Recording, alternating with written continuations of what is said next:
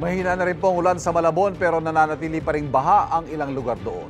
Live mula sa Malabon, may unang balita si EJ Gomez. EJ?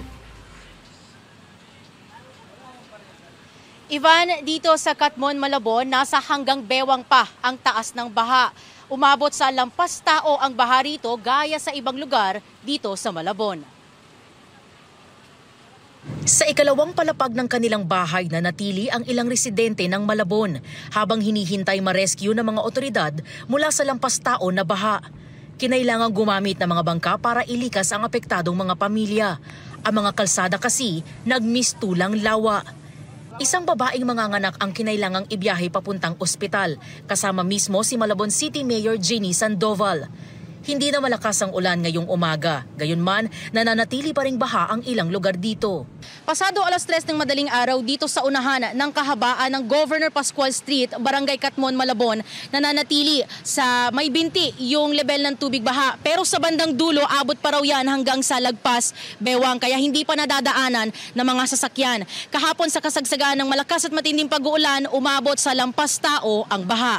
Galing kami ng Pampanga. Nag-aabang lang kami ng pag bumaba yung baha para makatawid na kami. Hindi kaya kasi malalim eh.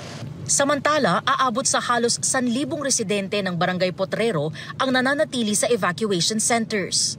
Siyempre po, manatakot kasi lagpas ulo parang tinalo pa pong nakaraan ng mga bagyo-bagyo kasi parang nakapatong na rin sa bubong namin yung mga kapitbahay ko nga mataas na rin, inaabot na rin. Mostly po sila po yung mga lumubog po yung mga bahay and may mga reported incident din po na mga na-wash out po yung kanilang bahay, tinangay po ng anod.